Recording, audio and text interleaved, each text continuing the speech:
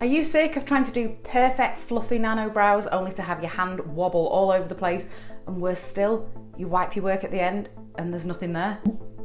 Everyone on social media is producing these gorgeous, hyper-realistic brows, and yours look like they were done by a bison in boxing gloves. All the advice that you hear is just that you need to practice.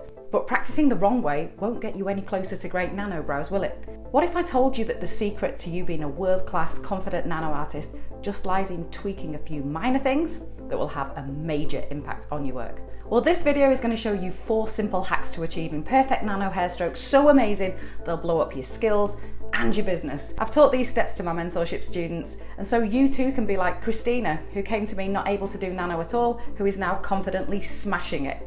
Why is mastering nano brows so important? Well, if you're a permanent makeup artist and you don't do nano, you're preventing your business from growing and risking clients' faces permanently.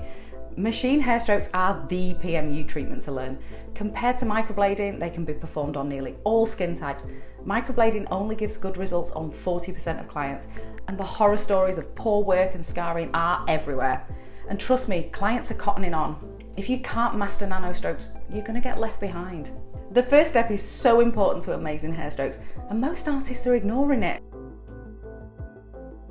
Take a look at these 2 nano brows. The first is award-winning hair strokes, and the second, well, they didn't win. And honestly, these brows are not bad. They've been implanted really well, the colour is good, and the depth is perfect. So why do they look so wrong compared to the first ones? Getting this part right is what's going to give you undetectable natural hair strokes. Get it wrong and the pigment, needle and implantation won't matter because it's still going to look a mess. Where artists go wrong is being too rigid in the hair stroke patterns. They'll learn 1 or 2, and this might be the thing that holds you back.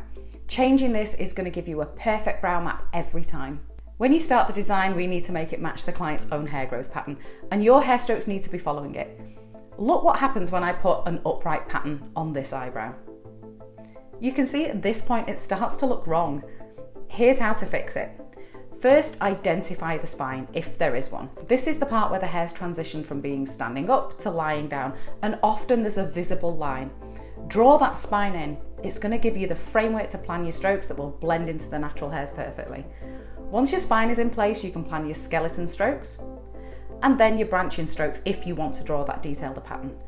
And then you're ready to pick your pigment. Let me take you back to COVID time. That was shit, wasn't it? But I was someone who really took advantage of the 11 months closed to really refine my nano skills.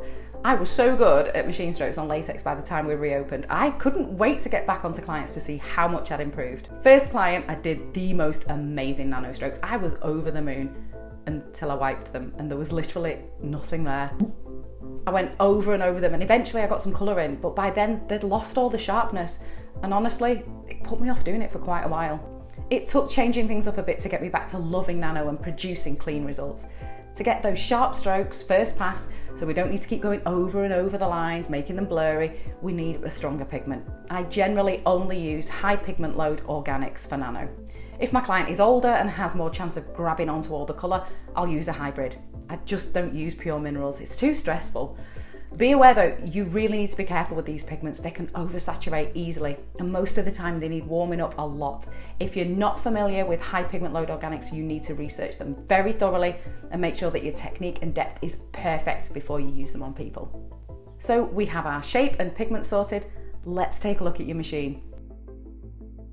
How you use your machine for nano is a simple change that will make a massive difference to your nano strokes.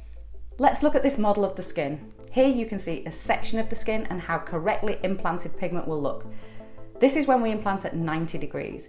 If our hand slips and holds our machine at say 60 degrees, this is how it will implant. But this section here will still be visible through the epidermis, which means that your hair strokes will have a shadow on them and look thick and blurry. The way to correct this is always making sure you hold your machine at 90 degrees, not like a pen, but holding it underneath your first 2 fingers. If your hand starts to drag on the skin and alters your angle, use some kind of glide on your glove like hustle butter to help it move smoothly on the skin so your hand stays at 90.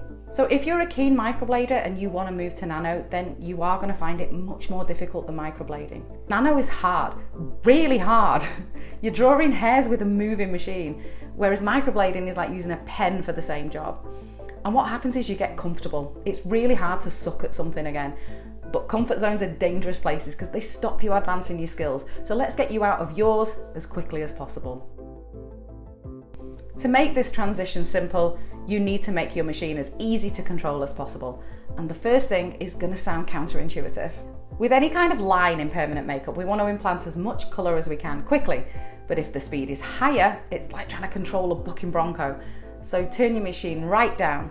But to saturate the strokes properly, you're going to have to slow your hand right down too. You're going to find this even easier if you have a short stroke machine because the hip will be softer. It just doesn't move as much. You've also got less chance of blowing out, which is a great idea if you're using those strong pigments. You just want to use the very end of the taper of your needle in the skin and carefully follow the strokes along. This is really difficult. It will take practice, and pulling a line in one move is one of the trickiest parts of permanent makeup you'll ever learn. One of the easiest ways to start perfecting your hair strokes while you get used to it is to use shaded hair strokes. These are softer, and so many artists find these easier to master to begin with. This next video gives you a full pattern to follow and shows you step by step how to start producing beautiful strokes with ease, and is your next step to perfected machine hair strokes. Go do it.